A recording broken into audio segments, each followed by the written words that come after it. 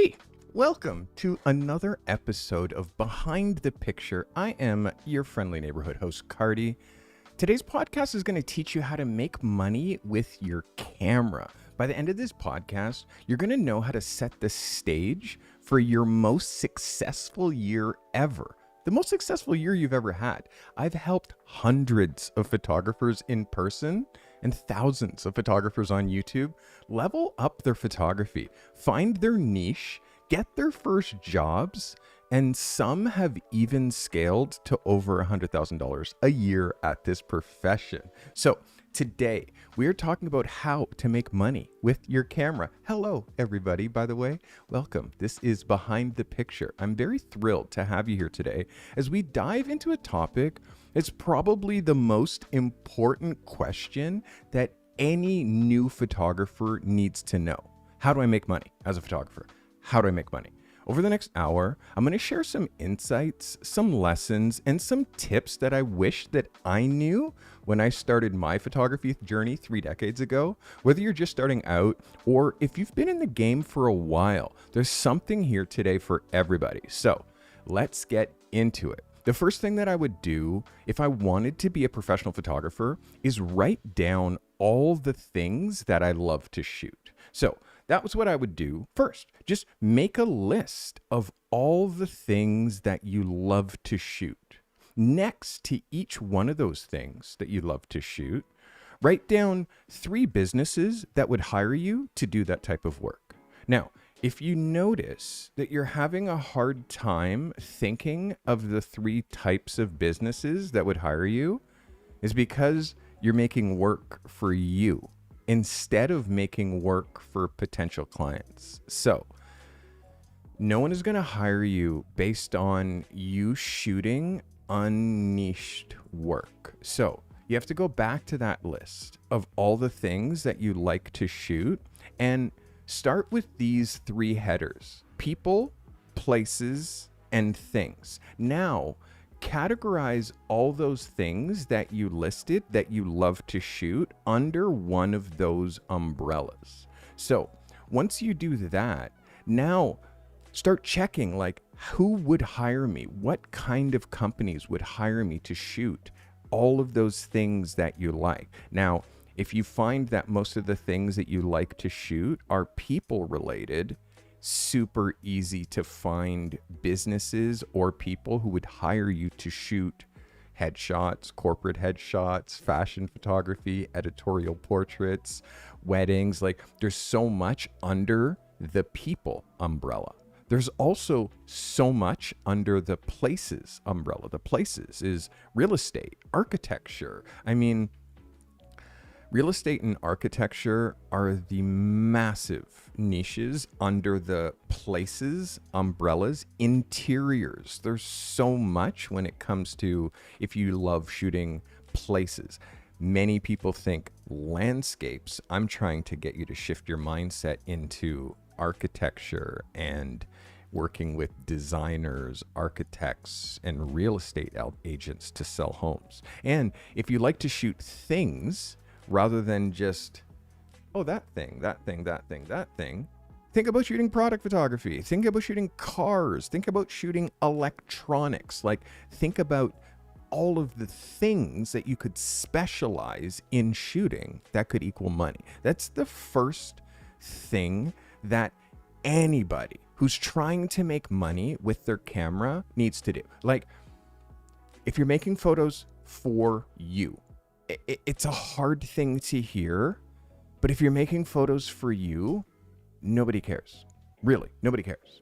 You have to make photos for other people, meaning a business, a small business, someone who's trying to get their startup going, an actor who's trying to get headshots going, a model who's trying to be a professional. Like, there's so many different angles of people who have a reason that they need photography in order to make their thing go forward. That's how you do it. There's no real point in making photos just for you. People are searching on YouTube how to make money from street photography. Or what's the street photography business model? Well, I want to know what it is too, because sadly, there really isn't a business model for doing street photography that I know about other than just simply selling prints and selling books. Like, I can't. Street photography is a hard hustle, man. I do it, but I do it not to make money. I do it to meet people and shoot portraits, and those connections of those people who I meet on the street, I might shoot them again and it might turn into something. So I'm just looking for the right people. And also, if I'm just shooting architecture or shooting what I call nothing pictures because they're not relevant to my niche, it's more of an exercise. It's more of like seeing location, seeing light, like my creative on demandness. Like, that's what I'm working on when I'm doing street photography. The work that I'm making is not to sell. It's not to get money. It's just an exercise, if that makes any sense. So that's how I would start to figure out what type of photography I should be making. Because when you notice like there's nobody who would hire you, you can't think of any businesses that would hire you to make the type of work that you make. It means you're making the wrong work. Make different work. So there's lots of people who would hire you to make that type of work. A friend of mine he's a friend. He started as an assistant. He was trying to be a portrait photographer, and he shot tons and tons and tons of portraits, and his portraits were good. But then he started shooting product, and his product photography was spectacular. And spectacular makes good look like shit. I'm sorry to say, but when you deal with spectacular photography and spectacular photographers, when you see just good photography, it looks garbage. So you have to work on, what can I be spectacular at that people looking at my work are like, whoa. And here's another example. Scott Cicchino from Tin House Studio. Many of you watch Tin House Studio, I'm sure, that watch me as well. Scott Cicchino used to be a portrait photographer, failed as a portrait photographer, started shooting food and beverage, and blew up. He is a way better food and beverage photographer than he ever was a portrait photographer. Is that something that's easy to admit? Probably not, but it's true. So seeing his business excel, his YouTube channel excel, because he talks about food and beverage, that's his specialty, and that's what he's realizing that he can truly excel in and make hundreds and hundreds and hundreds of thousands of dollars a year at. So it transitions us into a real important foundation, which is knowing your worth. Knowing your worth as a photographer. One of the most crucial lessons that I've learned over the years is the importance of knowing your worth as a photographer. When I first started, I undervalued my work so hard, like so badly, thinking I wasn't good enough or I wasn't experienced enough to command higher prices. And I also just didn't know.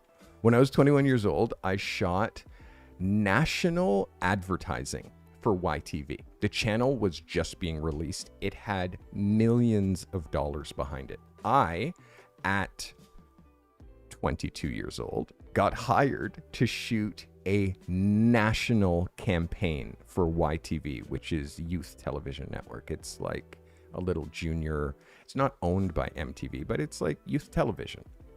So the issue was that I actually didn't know how to quote. I didn't know how to quote, and I didn't know anything about usage fee. So I charged $1,500 for a day of shooting, all the finals, and a national campaign. That job should have been $20,000.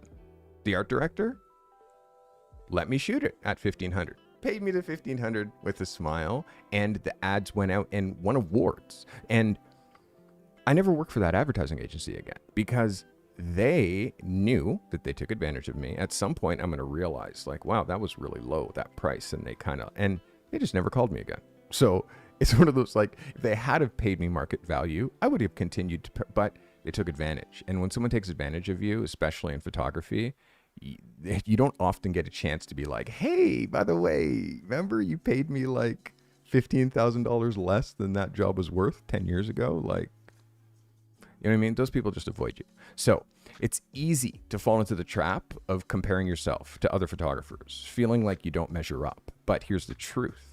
Your unique perspective and your unique angle of creativity have value. So when you set realistic but ambitious financial goals, it's kind of where things actually start to rock. I always said, I just want to have enough to get by as a photographer. I just want to make a living. I just want to be fine. You know, I don't want it like, and guess what always happened? I just always got by. I just sometimes barely got by because I didn't set ambitious financial goals. So it has to start with charging what you're worth. And many photographers start charging before they even figure out how to bring value to people. They don't know how to bring value, but they're charging. They have their hand out and they're charging. Also, I've seen photographers charge $60 for a mini session, 3 looks, an hour plus of photography, a whole bunch of finals. $60. $60. So, oh my God, like that's totally messing up the industry. Because if someone sees that photographers charge 60, now they're going to be asking you to charge to charge $60. So don't be afraid to charge what you're worth. And we have to overcome the imposter syndrome. That photographer, by the way, that was charging $60, imposter syndrome. They're an imposter and they know it. So rather than like shooting for free and learning how to bring value for people, they're charging $60, which is lowering the value of photography in general. So overcoming imposter syndrome, is a journey, but it's vital for your growth and your success. So just to give you a headspace on quotes, or how do you find out like what a job is worth? And again, I'm going to make a video on just that. And in fact, I might make it a podcast. I might get you to give me just briefs and I'll quote on your briefs. Just make them up. Just be like, how much would you charge for this? And then I'll break down exactly how much I would charge for any job that you can think of. Literally, if that's something that you're interested in, leave a comment on this podcast that's something that you're interested in, and I'll make a podcast exactly like that. So let me show you a great resource for finding out how much photographers charge. The first thing I would do is go to aphotoeditor.com. Okay. And then I would go on the side here into the categories. And I bet there is a category called quotes. P promos. Oh, no quotes. So we're going to do a search.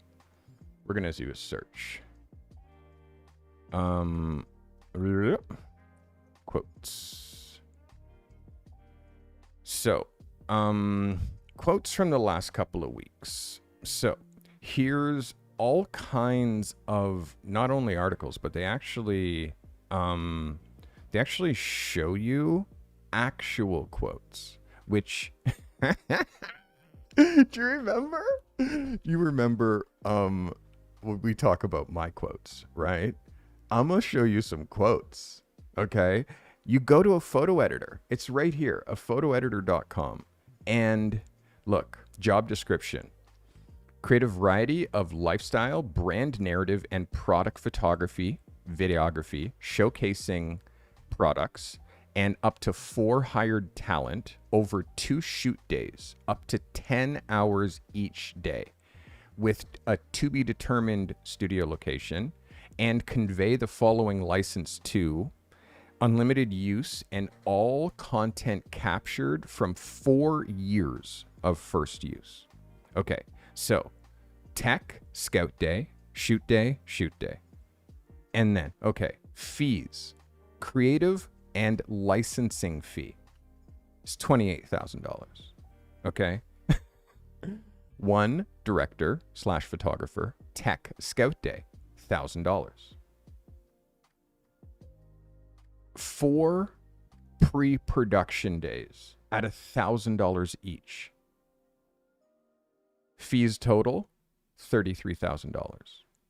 Crew, 2 videographers shoot days at $1,500 each, 3 first assistants at $550 each, 2 second assistants at $450 each, 2 digital tech / media manager days at $700 each, 8 producer days at $1,000 each, 3 production assistant days at $400 each. Equipment, camera, lighting, grip rentals, $3,800. 2 digital workstation rental days, $650 each. Hard drives and media, $700. Production supplies, $2,200. 4 location manager. Like, are you seeing this? Like, let's go into casting. Casting cards at $2,500. 8 talent sessions at $600 each. 4 talent usage fees at $3,300 each. Styling. Here's all the styling. Meals, craft services, insurance, post-production. Total, $116,000. $116,740 is the quote. So, fees, $33,000. Expenses, $83,000. $83,000 to produce this job. So this is something that it's important as a creative. You need to know how photographers bill and shooters shooting for $60. So this is just one. This is just one client. This is just one quote. And it gives you a full breakdown on this job. So understand that a photo editor is an essential resource. All you need to do is search quotes and you'll find tons and tons of them. So that's something that learning how to quote will make you more money at photography. Just learning how to quote. And also working, I've said this before, working for businesses instead of working for people. People, send them a quote for $100,000. They'll be like, business? Well, they have budget for that. They know it's going to cost money. Just break it down for me. Tell me how. Tell me how much and tell me why. Okay? So, next, diversifying. Diversifying your income stream. If you're a new photographer, the first thing I would say is be an assistant. Be an assistant because you're going to actually learn the business. You're going to learn that, like, on a photographer's set, he has all of these different roles. There's a digital tech, there's an assistant, there's a first assistant, a second assistant, there's producers, and all. So if you're trying to get in, start to do one of the roles that are needed on a set so you can figure out how to do it. And diversifying your income streams. Like, this is something that took me years to figure out. Years. I mean, I started diversifying my income streams halfway through my career so far. So if I started in 1990, in 2009, you imagine 2009, it's not even like, it's way later than half my career, but I started making video when Canon dropped the first camera that, like, the 5D, I bought the 7D. Like, I had the 5D, but the way different one. But later, what I'm trying to say is when Canon dropped the cameras that started to shoot video, you just flick the switch, video stills. I started learning how to shoot and edit video, and that was the beginning of me diversifying my income stream. If I hadn't have done that back in 2009, like right now, 50% of my income is making video content, and no, I'm not talking about YouTube. I'm talking about client videos. Like 50% of my money is made making videos for clients. So that was the first diversification of my income stream. So relying on a single source of income is risky. And I was relying on being booked as a photographer. That was my single source of income. As soon as I started adding video, well, then people would hire me to shoot stills, and they'd be like, you shoot video too? And I'm like, yeah. And then I'd get hired to do that as well, and I would double my income.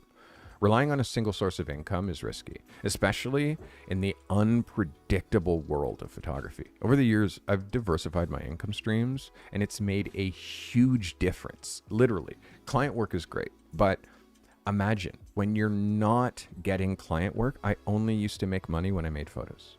And that's my only income stream was photography. So when I wasn't making money from making photos, I was starving. So change that immediately.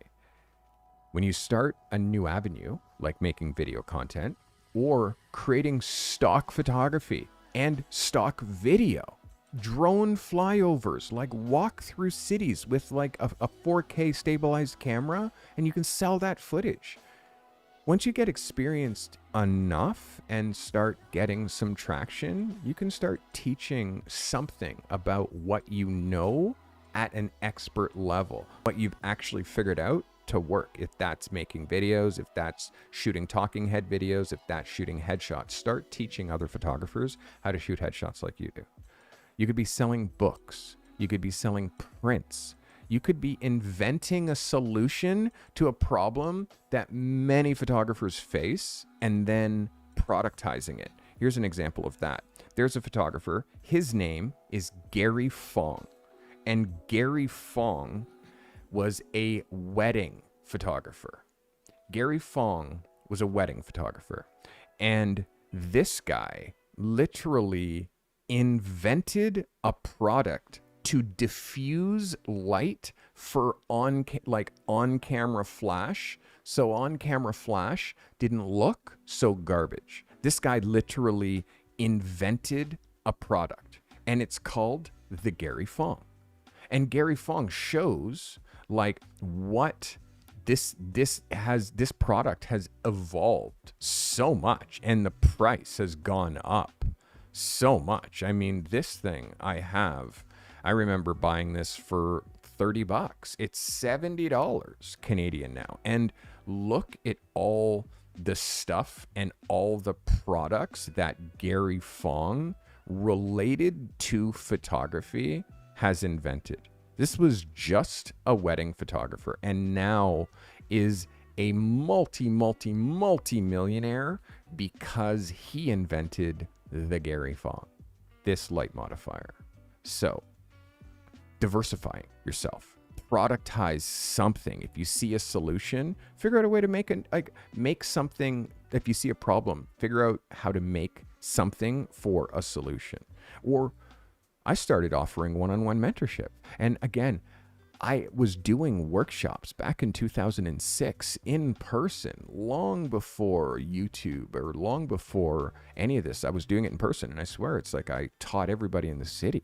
I had like 200 or 250 people, 300 people go through my one-on-one training in person. And I was turning people into photographers that way. So I started offering one-on-one mentorship online with my YouTube channel, and that was one of my diversifications. So understand that diversification not only provides financial stability, but it also keeps your work exciting and varied. You can also diversify by stacking your niches. You don't have to just shoot headshots. You can shoot headshots in fashion. You can shoot headshots and corporate headshots. You could shoot it's all under the same umbrella. You could start shooting editorial, start shooting for magazines, start shooting lifestyle, a little bit of advertising. Now you're doing all these different things under the same umbrella, but you're stacking your niching.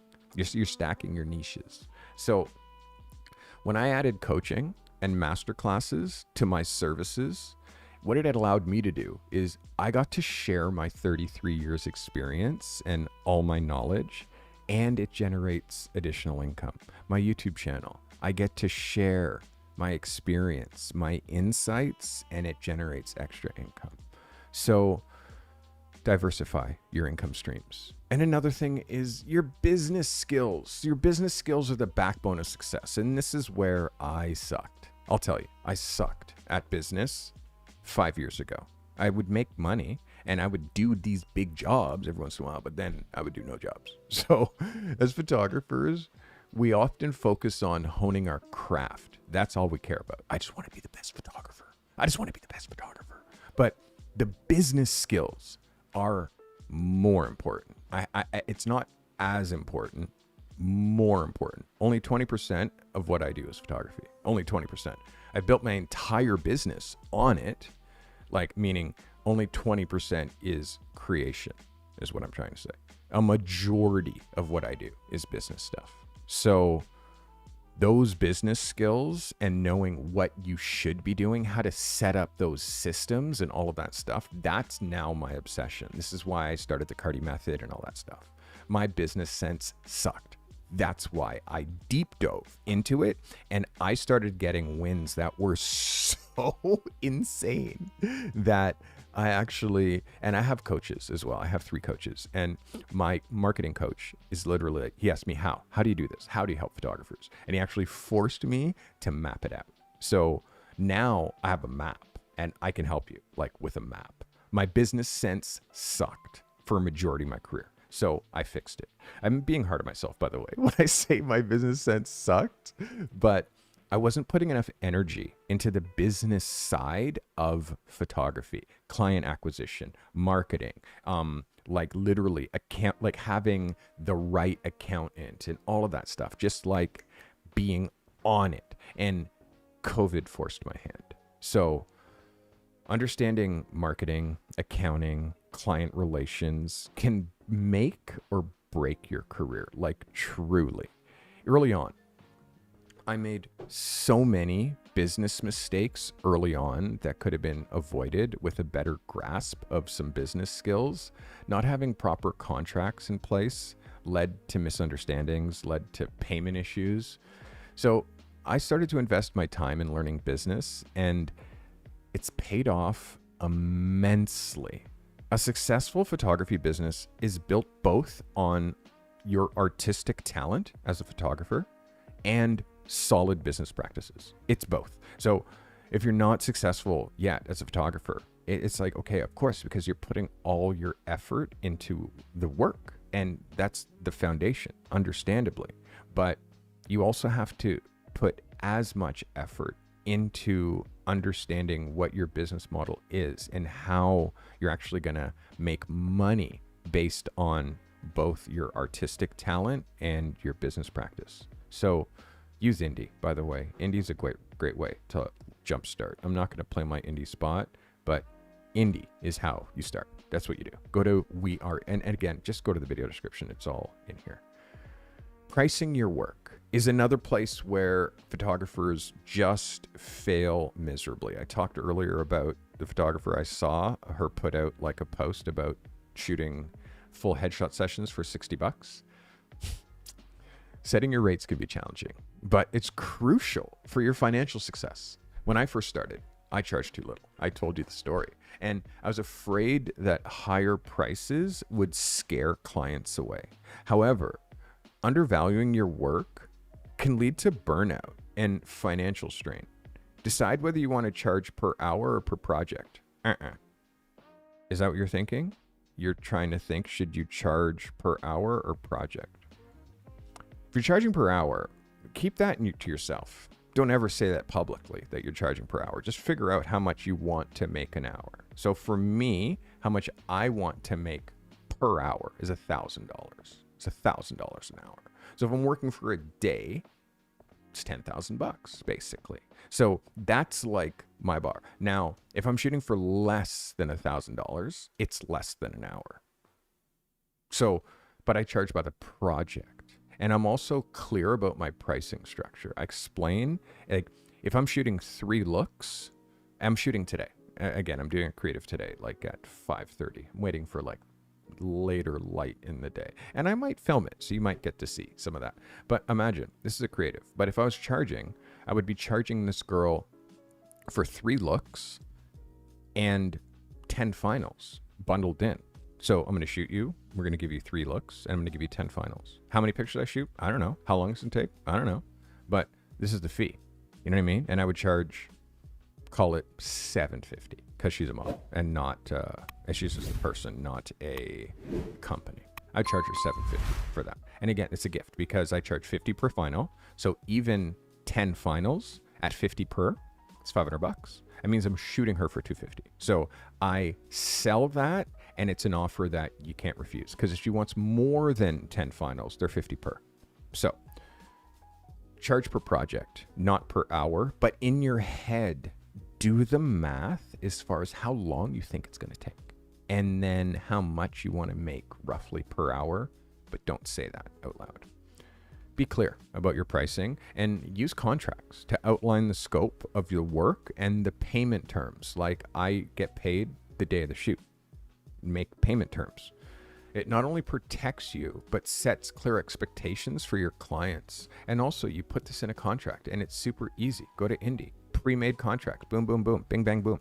Your pricing should reflect the quality and the value that you bring to the table. Don't think about how much time. You're not charging for your time. Because literally, if you had a flat tire and you didn't know how to fix it, how much would it be worth it to you to fix that flat tire? Would it be worth $500? $500? Well, probably not. But would it be worth $100? Definitely. So I could fix a flat tire for free. You know what I mean? But I'm going to charge you $100 because that's what you would pay for it. It's what you would pay for it. So that's what I'm going to charge you. If you'd pay $500, I'd charge you that. So, building a strong portfolio. This is the next place where this is where the money is your portfolio. Your portfolio, it's your calling card, and it needs to make an impression like a punch in the stomach. Oh, whoa. I just lost my breath. Focus on showcasing your best work, and tailor your portfolio to attract the target market that you want to work for. So it's too many times I see portfolios that are literally everywhere. And in your portfolio, that's your Instagram. Like, and it might be because you don't have a website, because you haven't taken it serious enough yet. So most people, their portfolio is their Instagram. And what do they post? Whatever the fuck they want. They just post anything. So target your portfolio to attract your target market. If you're a car photographer, show only cars and you taking pictures of cars. If you're a fashion photographer, show only fashion and you taking pictures of fashion. So here, I'm going to show you an example because I did a post yesterday, and too many photographers don't know how to post. They don't know how to post. They don't know how to post like, and I know it seems super literal. Really? What do you mean I don't know how to post? Just post. I'm going to show you how to post. This is how you post Instagram. Okay, this is my Instagram post. This says, Montreal magic in small doses. Portraits of Nazca Demini, and Marcus Troy. Read the full story on a life behind the camera. Meaning there's more. There's actually more. BTS pics of me by Cheryl. Okay, so you see the picture. Click. Oh my God, there's me on set making the photo, or actually lighting the photo. Here's another photo. Oh my goodness, here's me making that photo. Here's another photo. Here's me talking while my subject is rubbing their face. And then some other nonsense. And then somebody saw me in Montreal. Hey, Steve, I think you passed right by me. And I'm like, yeah, that was me. Oh my goodness. And I wanted to say thank you for your inspiration. So you see, I put 10 pictures in this post. I told a story, and it started just with a portrait. But I'm showing you more than just, here's my picture. It's here's me making it. That is the thing. Do this with all your social media, and watch how people start calling you. Watch how people start interacting with you and interact with other people. And look at the comments. I just posted this yesterday. So, when many photographers start, their portfolios are a mix of everything, which doesn't help when it comes to attracting the right clients, and also doesn't help with the algorithm. The algorithms of all of these Instagrams and Facebooks and TikToks and Twitter, like they're literally pushing your content out to people who look at the type of content that you make. If you're a photographer and you're just posting photographs, it's too general.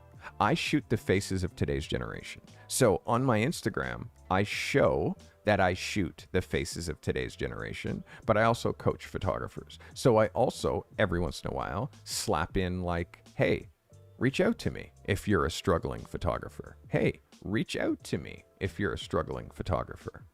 So, and I also always show photos of me. Always. So many Instagram accounts, there's no pictures of the photographer. Here's me working on set, shooting a video.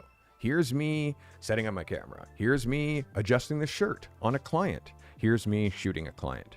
Here's me on a chair. Like showing how deep I go on my photo shoots is what your social media is supposed to be. It's what it's supposed to be. It's supposed to be a blend of your best work and you making that work and the odd picture of you.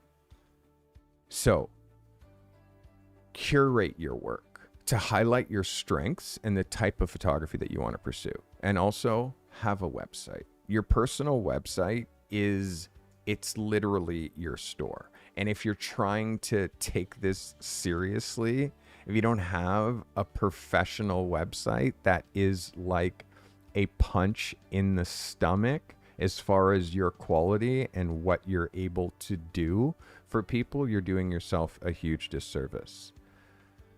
Continually update your portfolio and do so to reflect the growth that you're experiencing and the new skills that you're learning. A well-presented portfolio opens doors and opportunities that you can't even possibly imagine because you don't have one yet. Create a portfolio and highlight it on the front page of your website and do it today. So, marketing, branding, marketing. This is where so many photographers fail, is outward reach and their own personal brand. I want you to look at yourself right now in the mirror and say, are you ready to go out right now and meet a client? Could you meet a client right now with what you look like right now? How your beard is if you're a man, or your hairstyle, your fashion, like what you're wearing right now. Could you go meet a client? It's like, and think of yourself on a day-to-day basis. How are you dressing on a day-to-day basis? How are you presenting yourself to the world?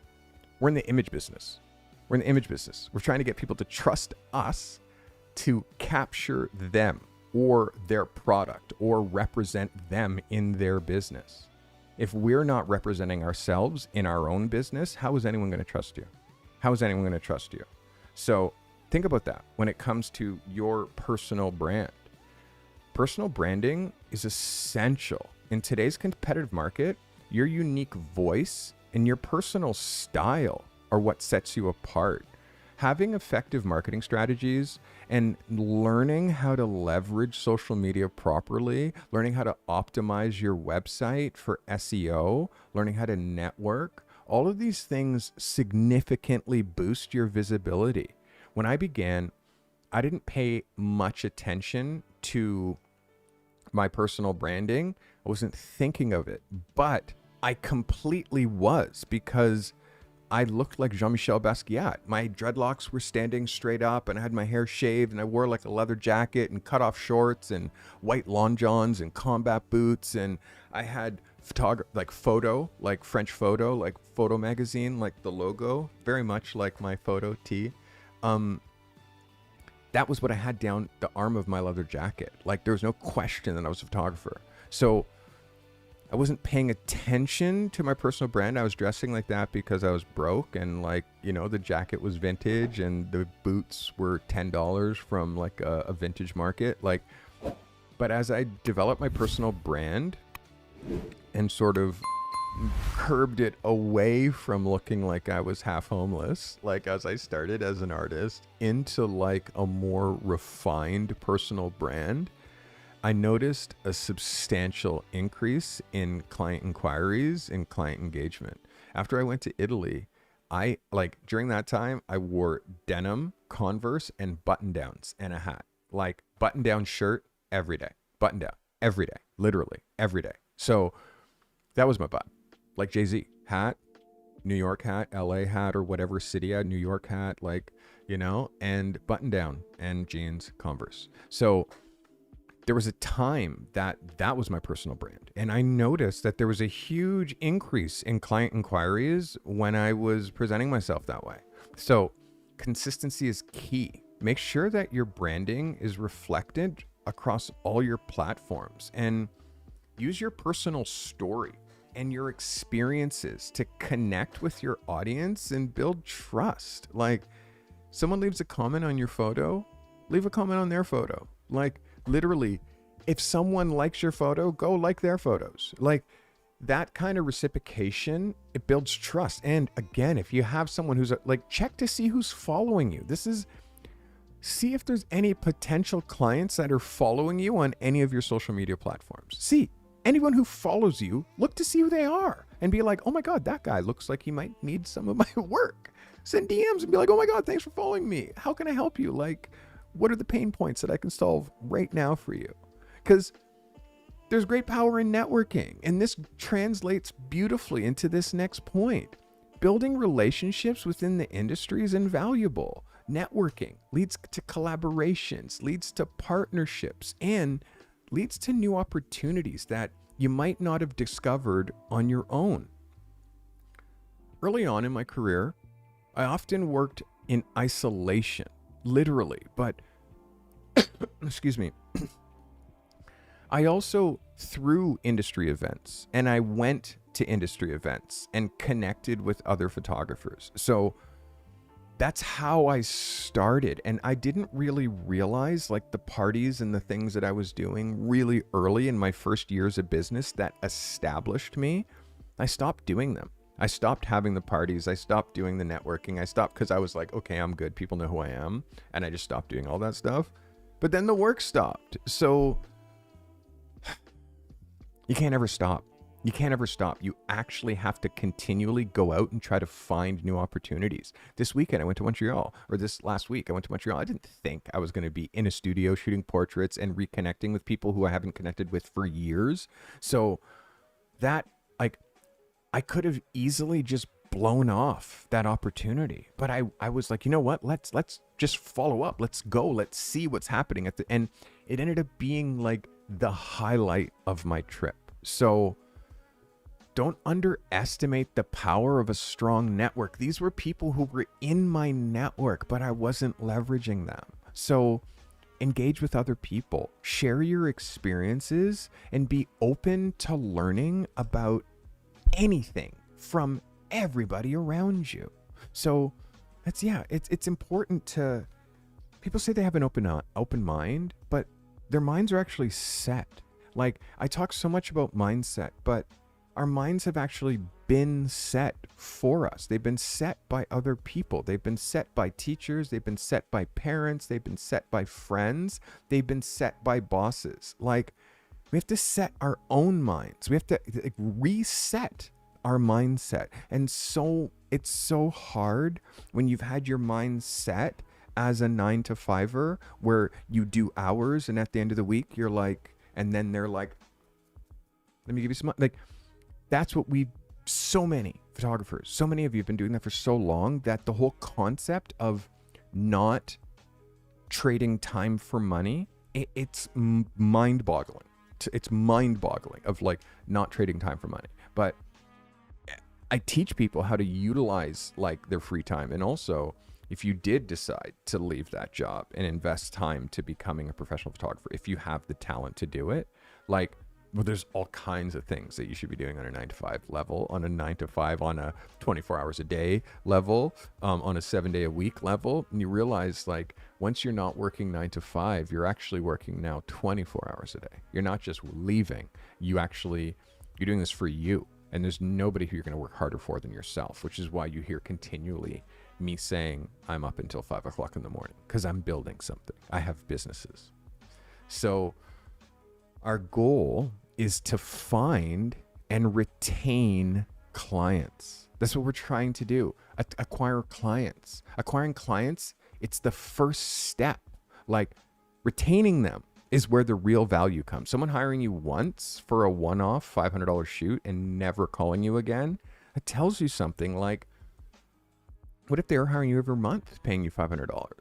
Implementing strategies for client acquisition, obviously targeted marketing, referrals, word of mouth, obviously essential. Your website, your social media, but exceptional customer service and client satisfaction are what turn one-time clients into repeat offenders. Always go the extra mile to ensure that your clients are happy with their work. Literally, I just did a shoot a couple of weeks ago for a therapist, and it's an amazing session, but there's just one photo that she's like, oh my God, there's just this one photo that I really, really wished that you took and we didn't get it. And I'm like, how come you didn't tell me during the day? How come you didn't tell me? Like, but I'm like, okay, I wasn't tethered. I wasn't showing her every single thing as I was shooting it. So granted.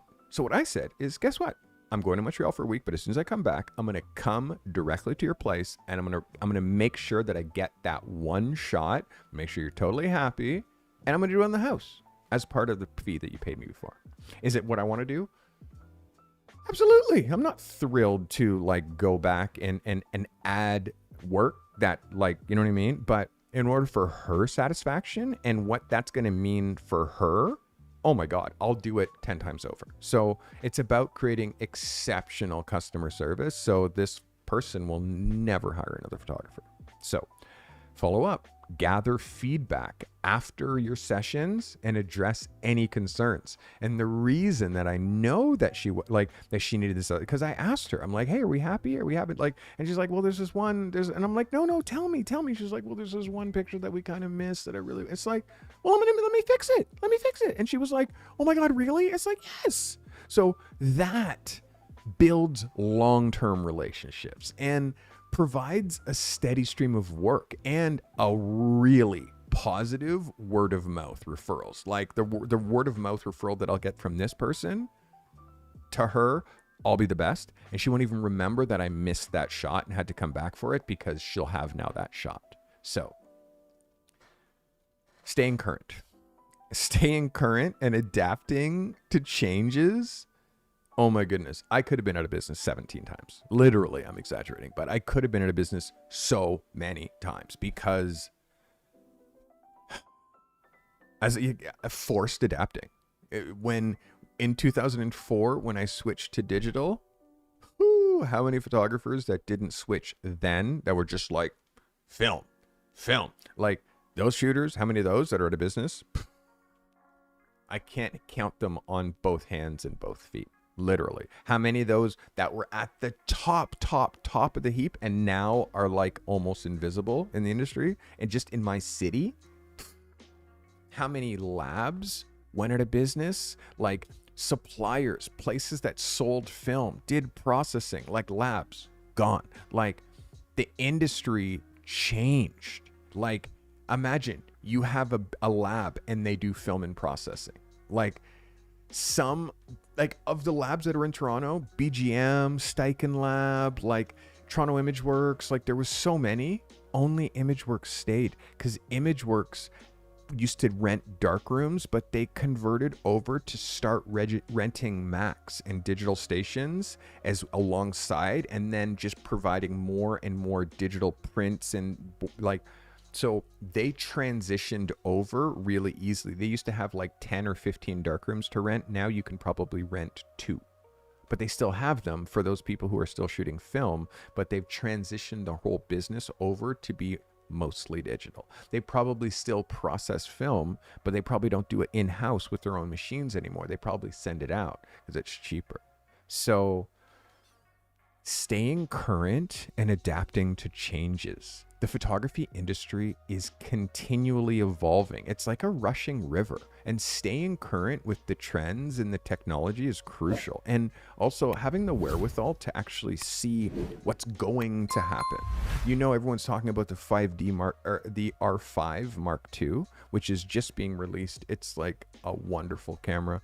I got the R5 when it was released, like 3 years ago, maybe 4 years ago now. I think it'd be 4 years in January that it was released. So I got that camera when it was brand new, when it was full freight, meaning I paid $58.99 and tax for the R5 when it came out. Now that camera's $3,800, but it's still an incredible body. But it's the reason the price has gone down is because there's a new one out. So you could easily save a ton of money by buying an R5 regular one and not the Mark II. You know what I mean? But you have to continually be learning and continually be working on your skill development. And me doing that has been totally pivotal in my career. Like when digital photography emerged, I was initially hesitant like everybody else because I have a Hasselblad. I have a Hasselblad. And I stopped shooting Hasselblad and I started shooting with a Canon Rebel. Literally. And I'm going to tell you again, I started shooting with a Canon Rebel. And my Rebel was 6 megapixels. Six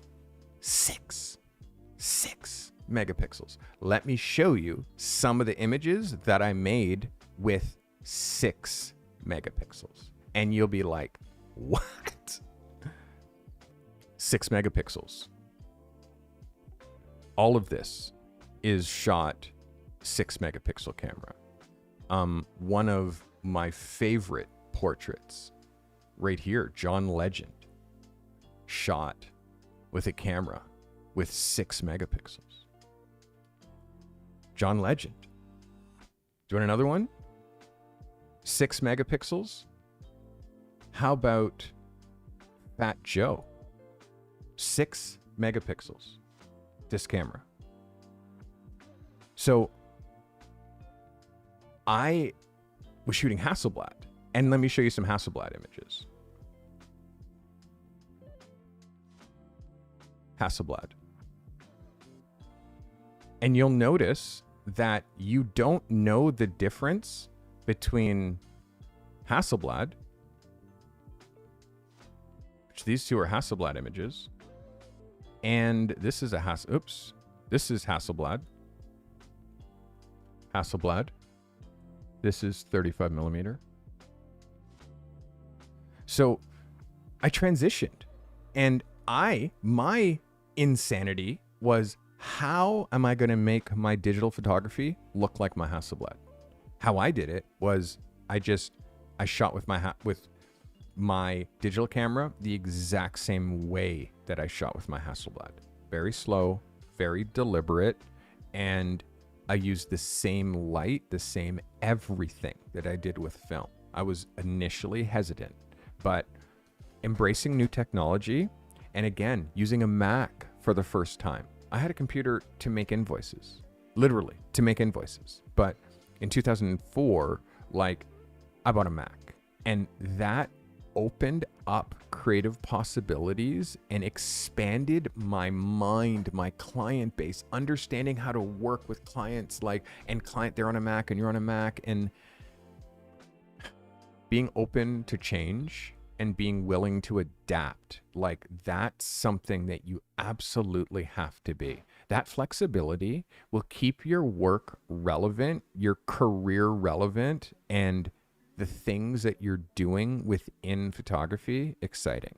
You got to participate in workshops. Join my free community, by the way. There should be a link in the description to join my free community. It's on thecartymethod.com.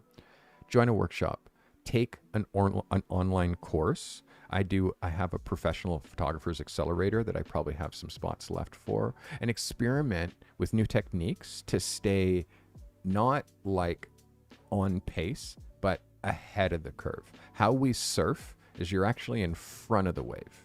The wave is here, but you're here, and the wave is pushing you along. As soon as you're on the top of the wave passes you by, and you got to wait for another one.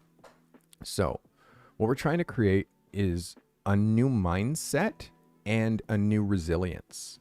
A positive mindset and resilience are essential for navigating the ups and downs of a photography career.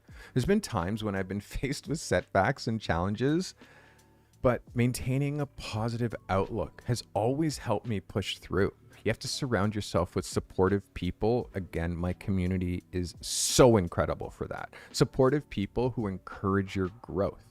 Remember why you started photography in the first place. Remember what it was and what it is that you love about photography. Your passion and your perseverance will carry you through the tough times. And if you don't have passion for photography, as soon as a tough time comes, you're going to leave photography. So your passion and perseverance will carry you through everything. Embrace failures as not something that happened to you, but embrace a failure as something that happened for you, as a gift, literally. Like that time I used to let my assistants manage my data, and my assistant literally, the second I had finished a photo shoot, I passed a card to her and I said, hold that. You know what she did? She put it in my card, she put it in my camera, and she formatted it. And she's like, here you go, it's ready to shoot. I said, what did you just do? He's like, I formatted your card and it's ready to shoot. I put it in your camera. I said, what did I tell you to do? And she's like, I don't remember. I said, hold that. Hold that is what I said. Hold that. She took that, hold that, took the initiative to put it in my camera and format it. Literally erasing the photo shoot I just did. This is before recovery software or I couldn't get those shots back. I literally had to do another shoot for this girl, and she complained about the missing shots for the rest of her life, literally. So embrace failures as a learning experience. That's something that happened for you, not to you. You think that's ever happened to me again in my life? Ever?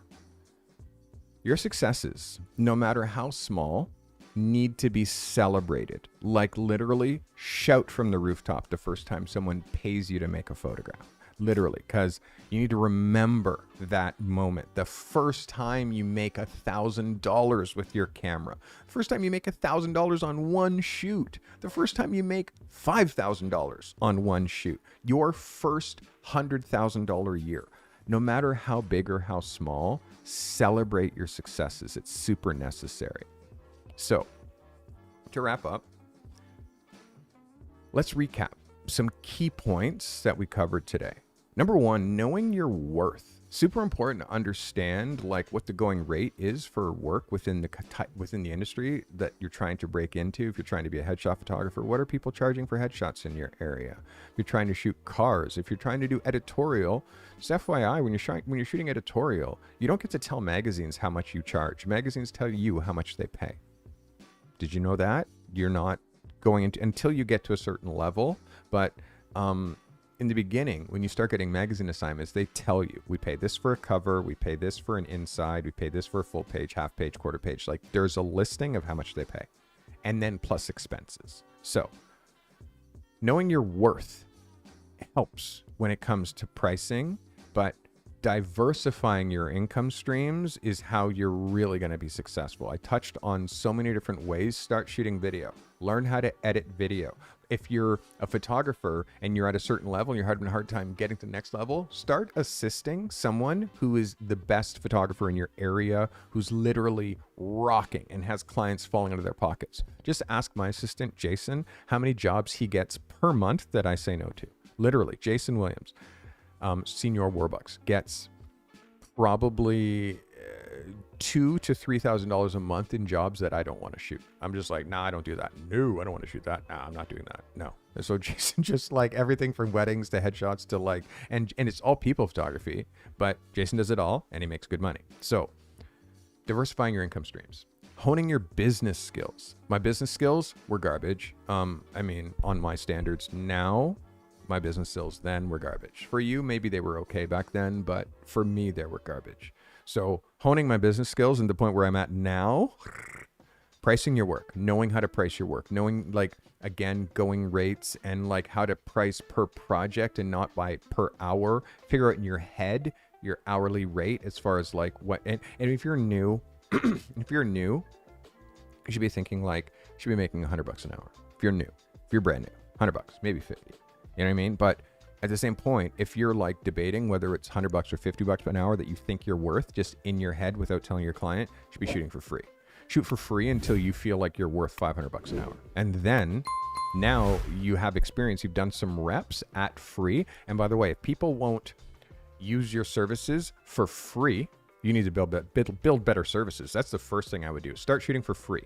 And if people are like taking you up on it, it's like, okay, that means that for free, people want my work. Now, when you start adding more value, you start asking people, what would this shoot? What would you have paid for this shoot if I had charged you? They'd be like, oh my God, I would have paid $1,000.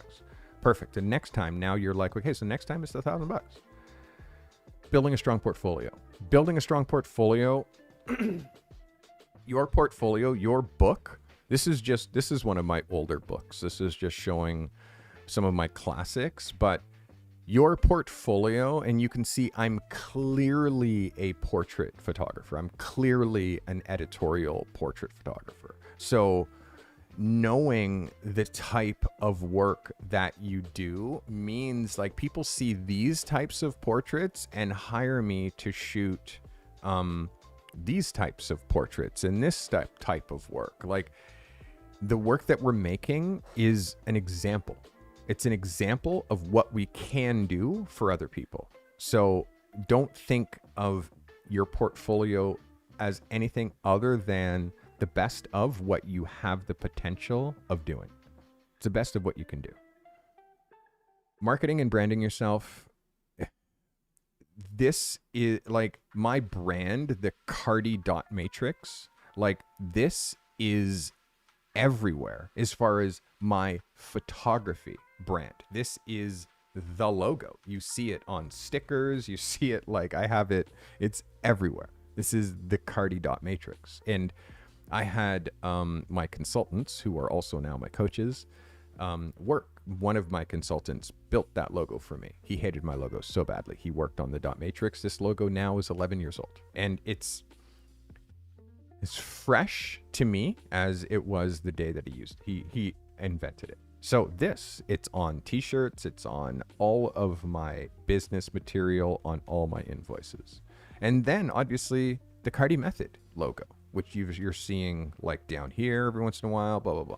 The Carty Method logo. This is another super simple logo. So, but there's also me. I'm also the biggest part of this whole brand that you're paying attention to, that you're watching right now. It's me.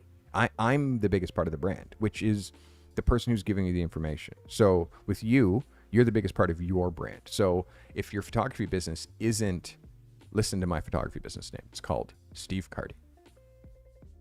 Steve Carty, photographer. That's it. It's actually Carty Creative Services Inc. is my business. But it's just Carty. It's just me. It's not Techno Pics photographic service. It's like you are the brand. So your name needs to be your brand, your name. That's it.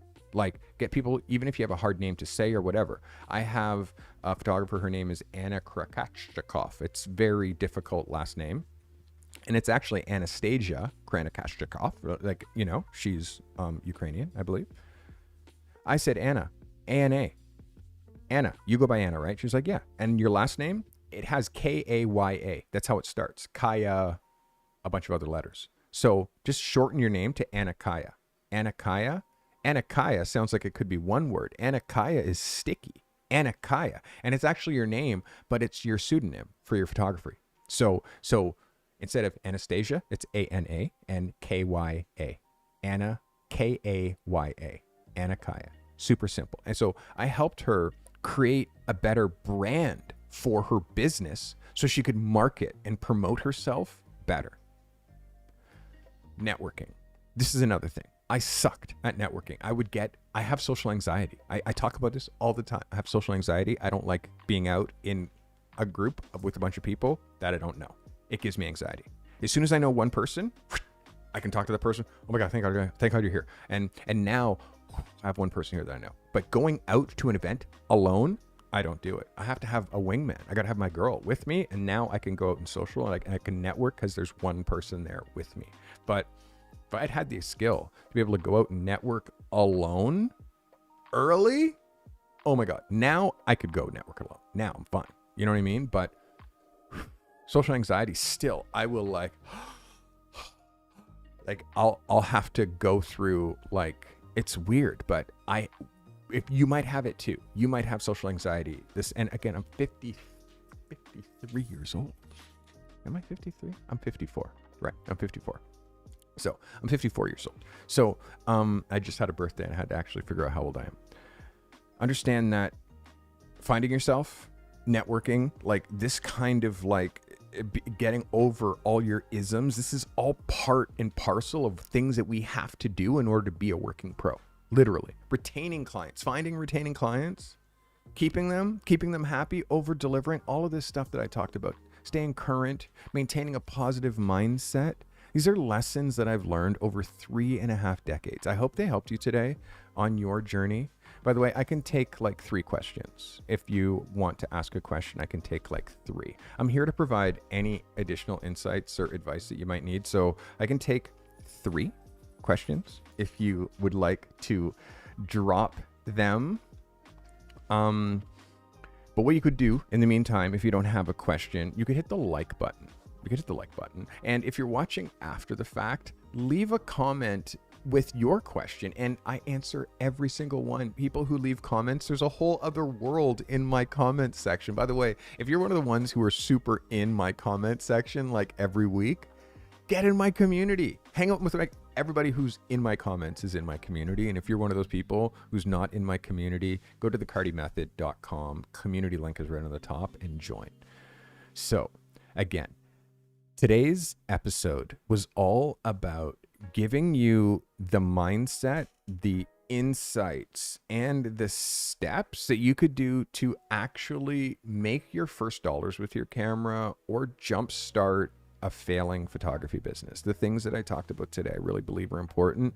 And as are all the things that I talk about on this channel, I obsess over helping you, the emerging photographer, get to the next level with your work, with your career, with your mindset, with your business mindset. I do photo reviews every Thursday. You can easily join just by going to the Carty Method. I might have a few spots left.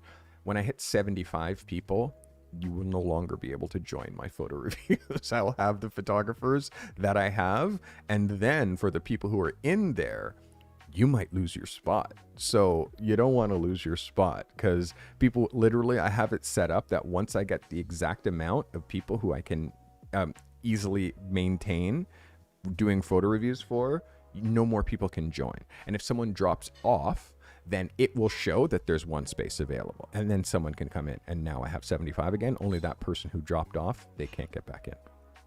For some people, my photo reviews are too real.